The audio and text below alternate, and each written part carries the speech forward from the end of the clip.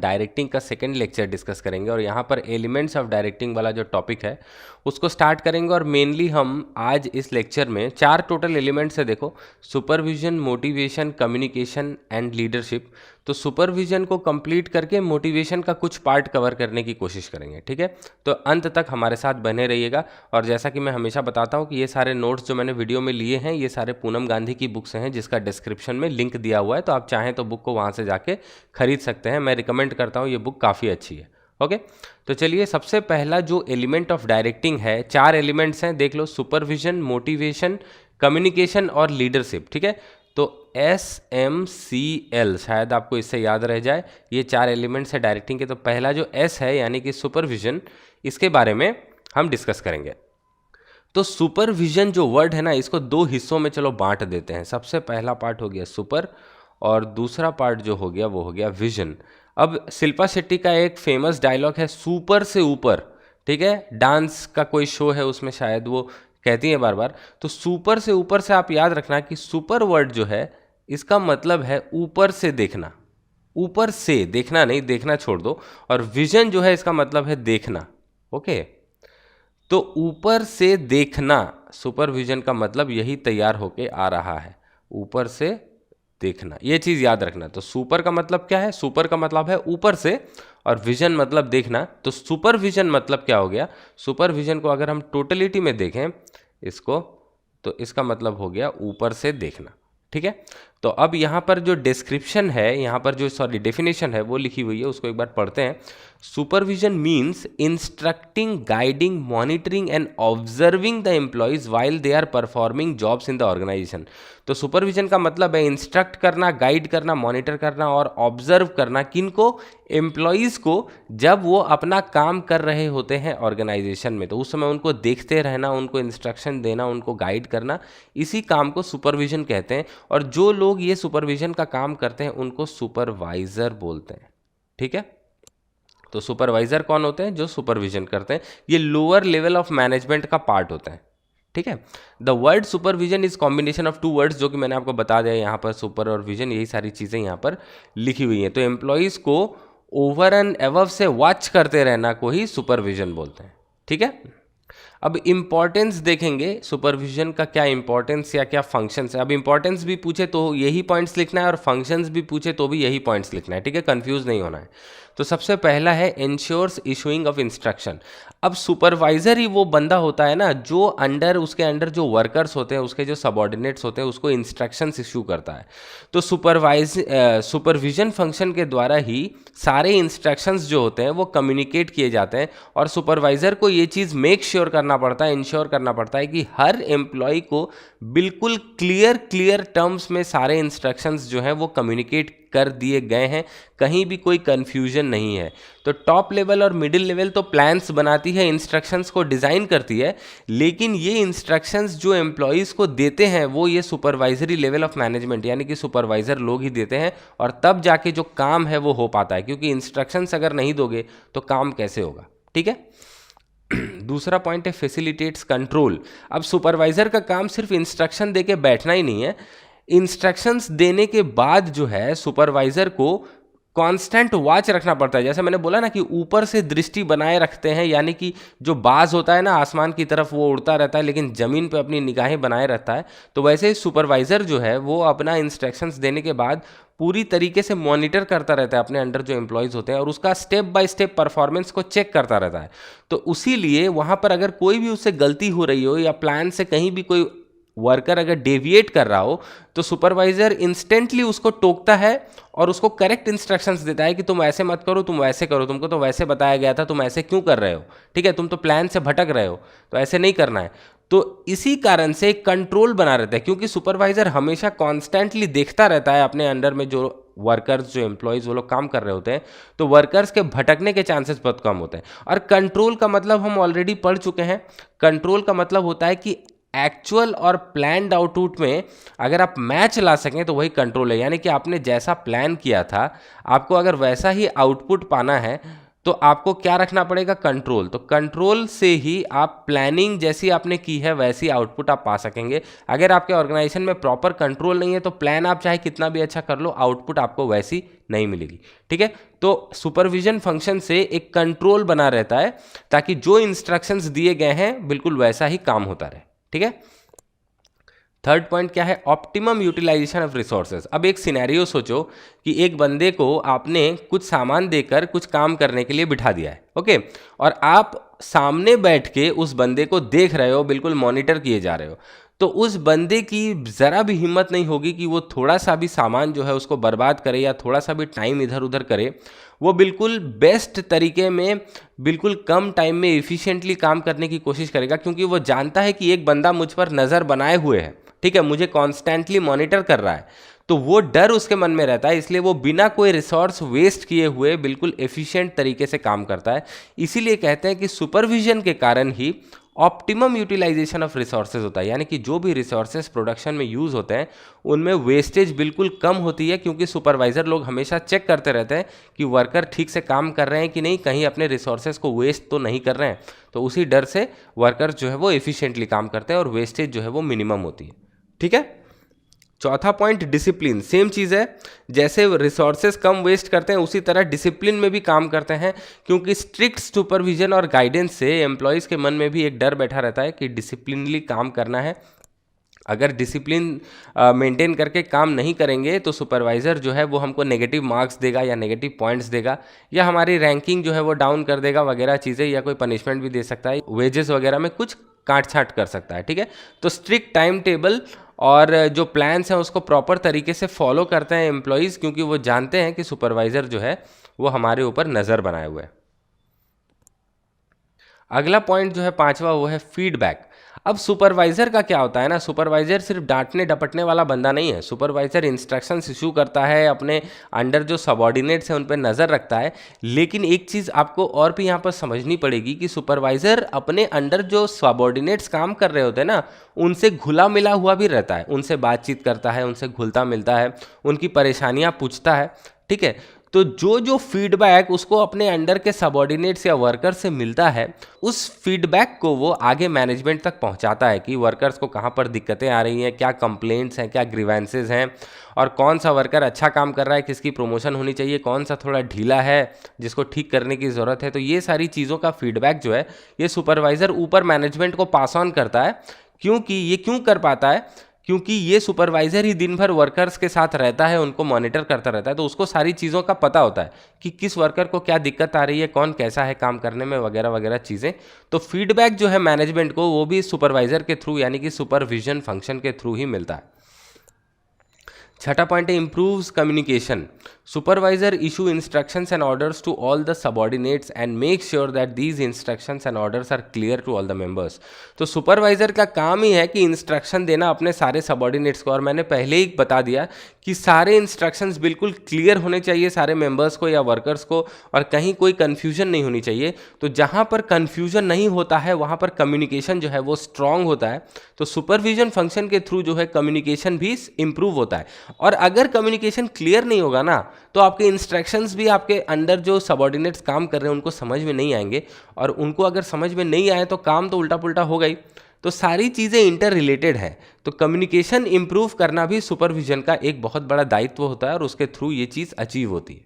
ठीक है, सातवां पॉइंट है इम्प्रूव्स मोटिवेशन। अब the relationship with the supervisor is a very good incentive to improve the motivation level of employees while guiding the employees the supervisors encourage the subordinates to perform to the best capacity।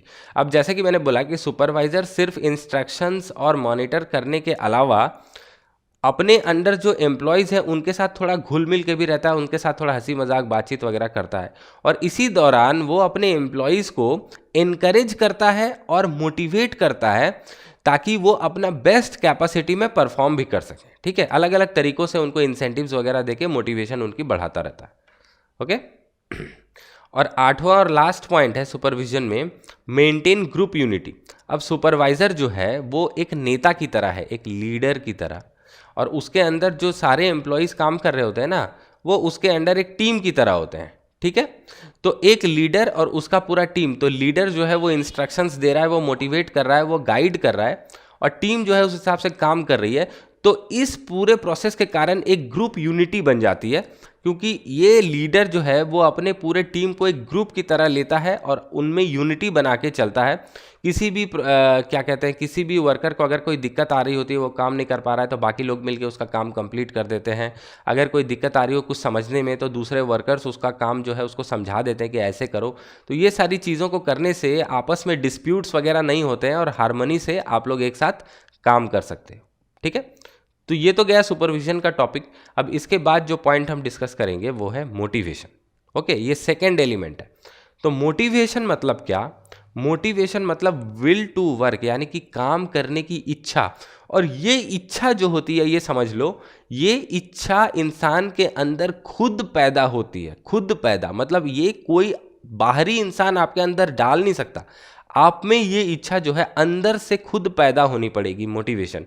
अब जैसे मैं इसका एक example देता हूँ। मान लो कि आप क्लास में काफ़ी अच्छा स्कोर करते हो, आप और आपका दोस्त जो है 5th 6th पोजीशन में हमेशा रहते हो। ठीक है, तो आप और आपका दोस्त दोनों 5th 6th पोजीशन में, 3-4 बंदे जो हैं वो आपके आगे रहते हैं हमेशा। लेकिन अचानक से किसी एक स्कूल के एग्जाम में आपने देखा कि आपका दोस्त जो है वो फर्स्ट आ गया।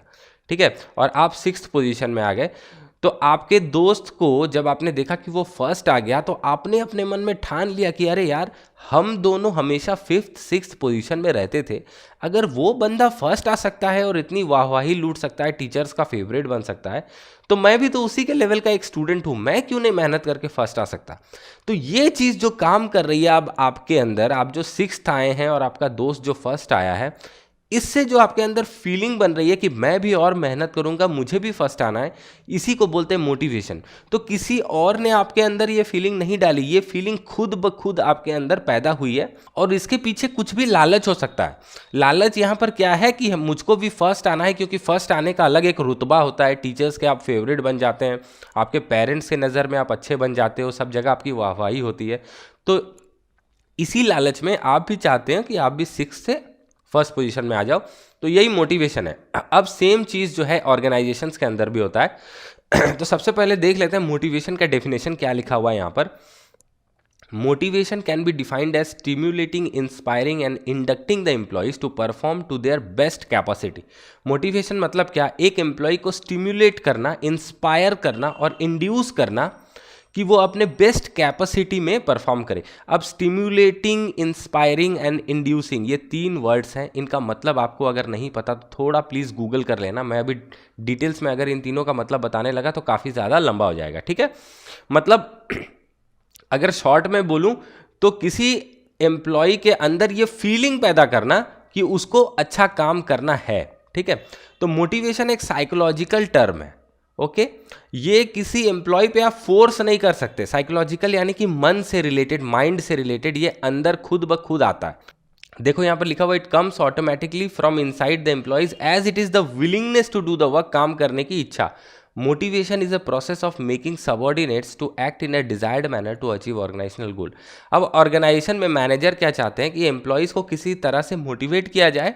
मोटिवेट कैसे करेंगे? फीलिंग तो आप उनके अंदर डाल नहीं सकते, पर आप उनको लालच दे सकते हो, लालच दे सकते हो जिसके कारण वो फीलिंग उनके अंदर ऑटोमेटिकली पैदा हो कि ऑर्गेनाइजेशन के हित में हम आगे बढ़ के काम करेंगे और ऑर्गेनाइजेशन के गोल को अचीव करेंगे।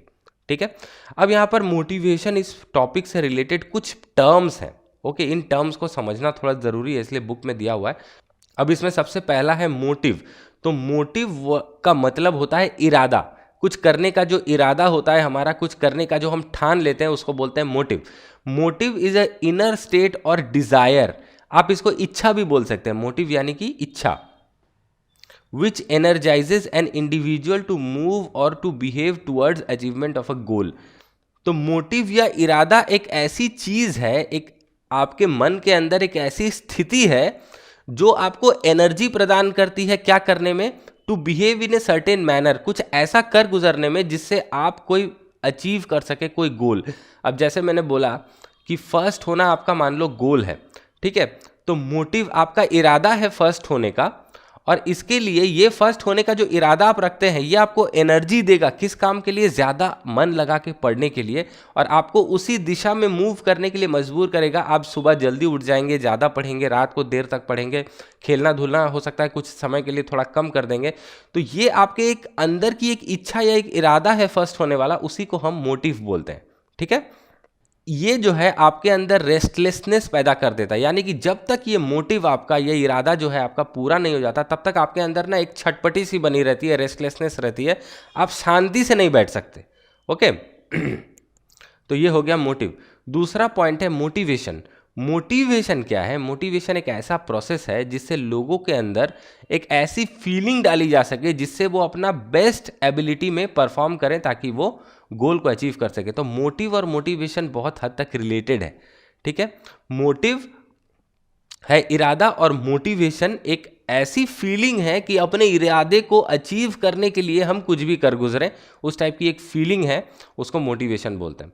और तीसरा पॉइंट है मोटिवेटर। किस चीज़ से आपको मोटिवेशन मिल रही है? तो मोटिवेटर कोई इंसान नहीं होते हैं, याद रखना, मोटिवेटर कोई इंसान नहीं होते हैं।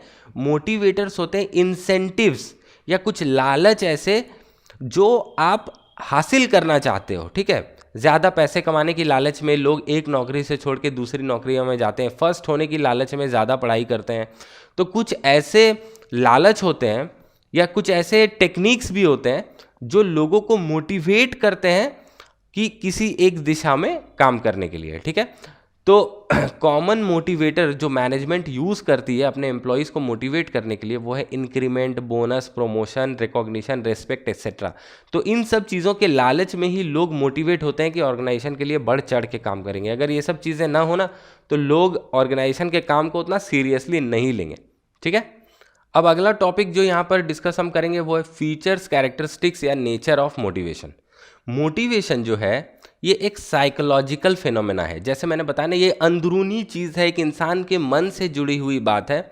ये किसी पर आप फोर्स नहीं कर सकते, ये एक इंटरनल फीलिंग है जो खुद से आती है। ठीक है, इंटरनल फीलिंग्स कैसी होती है? जैसे नीड, डिज़ायर, एस्पिरेशन एक्सेट्रा। इसी से ह्यूमन बिहेवियर इन्फ्लुएंस होता है और किसी एक पर्टिकुलर मैनर में बिहेव करता है। ठीक है, जैसे कि मान लो आपने किसी एम्प्लॉय को कहा कि हम आपको प्रमोशन देंगे अगर आप अच्छे से काम करो और आपकी तनख्वाह भी बढ़ाएंगे, और उस एम्प्लॉय के अंदर एक डिज़ायर है कि वो एक नया घर खरीदना चाहता है, क्योंकि उसको एक इच्छा है अपने अंदर कि मैं एक बड़े घर में रहूँगा, नए घर में रहूँगा। तो इस नए घर को पाने के लिए उसको ज़्यादा कमाने की ज़रूरत पड़ेगी, और फिर वो सोचेगा कि मैनेजमेंट ने मुझे कहा है कि वो मुझे प्रमोशन देगी, सैलरी बढ़ाएगी अगर मैं जी जान लगा के काम करूं, अच्छा आउटपुट दूं। तो उसी तरह से वो फिर मोटिवेट हो जाएगा अच्छे से काम करने के लिए। ठीक है, ये सारी चीज़ें उसके अंदर डेवलप होंगी, ये सारी फीलिंग्स जो हैं उसके अंदर डेवलप होंगी खुद ब खुद। कोई दूसरा बंदा आके उसके अंदर ये चीज़ फीड नहीं कर सकता, प्रोग्राम नहीं कर सकता कि तुमको ज़्यादा कमाने के लिए ये करना है, वैसे करना है। नहीं, फीलिंग जो है वो खुद ब खुद आती है। ठीक है, मोटिवेशन प्रोड्यूसेस गोल डायरेक्टेड बिहेवियर। अब मोटिवेशन, जब एक बंदा मोटिवेट हो जाता है, मान लो कि यहाँ पर एक बंदे को नया घर खरीदना है और उसको मैनेजमेंट ने ऑफर दिया है कि अच्छे से काम करो, ये टारगेट अचीव कर दो तो हम आपको प्रमोट कर देंगे। तो उसके दिमाग में एक गोल सेट हो जाता है, वो मोटिवेटेड हो जाता है। उसको मोटिवेटर क्या मिल गया? उसको मोटिवेटर मिल गया प्रमोशन। ठीक है, और उसके दिमाग में मोटिवेशन आ गया, उसके ख्यालों में सॉरी, और उसके दिमाग में गोल सेट हो गया कि मुझे सारे टारगेट्स अचीव करके प्रमोशन लेना ही है। तो फिर वो एक डायरेक्टेड बिहेवियर में काम करेगा, यानी कि एक पर्टिकुलर बिहेवियर। ये पर्टिकुलर बिहेवियर यहाँ पर क्या है? यहाँ पर ये पर्टिकुलर बिहेवियर है कि वो उन टारगेट्स को अचीव करने में अपना जान लगा देगा जो मैनेजमेंट ने उससे अचीव करने के लिए कहा है, जिसके बिना पर उसको प्रमोशन मिलने वाली है। तो उस समय अगर आप उसको मोटिवेट कर देते हो ना एक बार, और कह देते हो कि ये गोल तुमको अचीव करना है, और वो मन में ठान लेता है कि मुझे करना ही है, तब फिर आपको उसको कोई सुपरविजन या डायरेक्शन देने की ज़रूरत नहीं है। वो खुद ब खुद काम करेगा, आपको उसके पीछे लगे रहने की ज़रूरत नहीं है। तो ये पॉइंट समझ में आ गया होगा आपको। थर्ड पॉइंट है motivators can be positive as well as negative. अब देखो, यहाँ तक हम मोटिवेशन के रूप में या मोटिवेटर के रूप में प्रमोशन, बोनस, इंसेंटिव, इंक्रीमेंट, इन सब चीज़ों की बात कर रहे हैं, लेकिन ये सारे तो पॉजिटिव मोटिवेटर्स हैं। कभी कभी नेगेटिव मोटिवेटर्स भी होते हैं।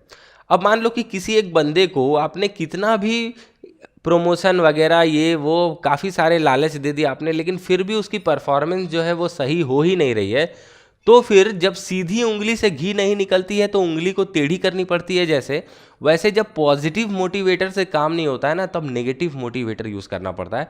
और नेगेटिव मोटिवेटर्स भी मैनेजमेंट बहुत बार यूज़ करती है जब पॉजिटिव मोटिवेटर्स जो है वो फेल हो जाते हैं, जैसे कि वार्निंग्स इशू करना, मेमो इशू करना, डिमोशन करवा देना, इंक्रीमेंट स्टॉप कर देना, एक्सेट्रा। यानी कि पनिशमेंट के डर से, एक तो है कि आपको कोई लालच दिया गया, मान लो कि आप पढ़ाई नहीं कर रहे हो आज और आपके पापा ने आपको बोला कि अच्छा ठीक है बेटा पढ़ ले, अगर तू पढ़ लेगा, एग्जाम में अच्छे से काम करेगा, रिजल्ट जो है वो अच्छा करेगा, तो मैं तुझे नई साइकिल ला के दूंगा। तो ये एक पॉजिटिव मोटिवेटर हो गया आपके लिए, नई साइकिल। आप खुशी से ज़्यादा पढ़ोगे और चाहोगे कि अच्छा रिजल्ट करके पापा को खुश करके मैं साइकिल ले लूँ।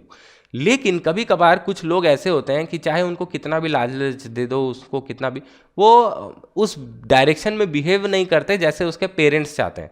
तो मान लो कोई बच्चा बहुत ज़िद्दी है, उसके पापा ने बोला साइकिल दिलाऊंगा, ये दिलाऊंगा, लेकिन वो पढ़ ही नहीं रहा है, तो फिर नेगेटिव मोटिवेटर का यूज़ करना ज़रूरी हो जाता है। उसके पापा उसको बोलते हैं कि अगर इस साल तेरा रिजल्ट अच्छा नहीं हुआ तो तुझको पक्का बोर्डिंग स्कूल भेज देंगे, हमसे दूर कर देंगे, हॉस्टल में भेज देंगे।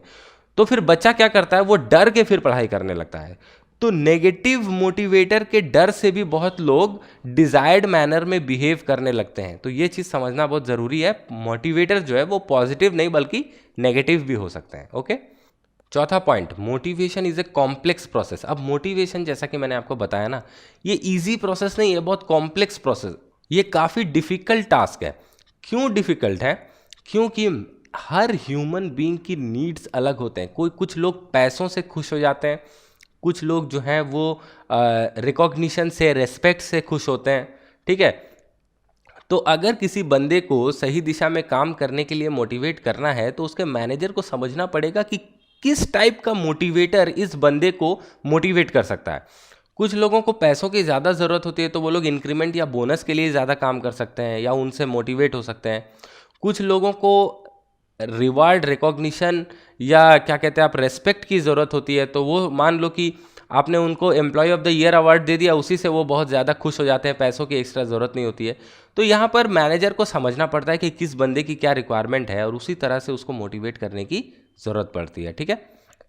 तो ह्यूमन नीड्स, ह्यूमन वांट्स, उनके मेंटल फीलिंग्स, जो अंदर उनकी फीलिंग्स होती है, इसको मेजर करना तो इम्पॉसिबल होता है, लेकिन फिर भी मैनेजर को बहुत ज़्यादा मेहनत करके भांपना पड़ता है कि कौन सा बंदा किस चीज़ से खुश हो जाएगा, ठीक है, और उस हिसाब से वो मोटिवेशन का काम जो है वो करता है। इसलिए मोटिवेशन को आप जनरलाइज नहीं कर सकते कि आपने हर किसी को एक ही तरह का लालच दे दिया और सब कोई काम करने लगेंगे उस लालच के बिना पर। ये पॉसिबल नहीं हो पाता है। आपको हर इंसान की अलग अलग ज़रूरतों को समझना पड़ेगा और उस हिसाब से अलग अलग मोटिवेटर्स आपको डिज़ाइन करने पड़ेंगे ताकि आप उनसे सही तरीके से काम जो है वो निकलवा सकें। पांचवा और आखिरी पॉइंट है, motivation is a dynamic and continuous process. तो मोटिवेशन जो है ना, ये बहुत ही डायनामिक है, मतलब हमेशा चेंज होता रहता है, और कंटिन्यूअस प्रोसेस है कि एक बार आपने एक बंदे को मोटिवेट कर दिया और कहानी ख़त्म, ऐसा होता नहीं है। क्योंकि ह्यूमन वांट्स जो होते हैं ना, वो नेवर एंडिंग होते हैं। आज मान लो कि आपको एक साइकिल की ज़रूरत है, कल आपके पापा ने साइकिल दिला दी, आप बहुत खुश हो जाते हो, लेकिन कितने दिन, ज़्यादा से ज़्यादा 1 महीने से 1 साल तक खुश रहोगे। उसके बाद उस साइकिल को एक कोने में फेंक दोगे और पापा को बोलोगे कि मुझे एक बाइक चाहिए। बाइक मिल गई, लाइफ में आगे बढ़ गए, तो फिर आपको कार खरीदने की इच्छा होती है। तो इसी तरह जब एक वांट सेटिस्फाई हो जाता है ना, तो इमीडिएटली दूसरा एक वांट जो है वो क्रॉप अप हो जाता है। आपने कभी अपनी ज़िंदगी में किसी तरह फुल्ली सेटिस्फाइड बंदा नहीं देखा होगा, ठीक है, चाहे वो कितना भी रिच क्यों ना हो, उसके अभी भी कुछ वांट्स होंगे जो अभी पूरे नहीं हुए हैं। तो एक वांट जैसे ही सेटिस्फाई हो जाता है, दूसरा वांट ऑटोमेटिकली राइज हो जाता है। तो इसी तरह मोटिवेशन भी जो है, आपने जो मोटिवेटर्स दिए थे, वो मोटिवेटर्स जैसे ही उस एम्प्लॉय को मिल जाते हैं तो वो फिर कुछ ज़्यादा खोजने लगता है और आपको उसको मोटिवेट करने के लिए फिर कुछ बड़ा लालच देना पड़ेगा, ठीक है। तो मोटिवेशन का जो काम है ये बहुत ही डायनामिक और एक कॉन्टिन्यूअस प्रोसेस है, ये हमेशा चलता रहता है। ओके, तो आज के वीडियो में इतना ही डिस्कस करेंगे। मोटिवेशन के टॉपिक में आके भी कुछ चीज़ें हैं जैसे कि मैस्लोज नीड हायरार्की थ्योरी, ये सब चीज़ें हम अगले लेक्चर में डिस्कस करेंगे।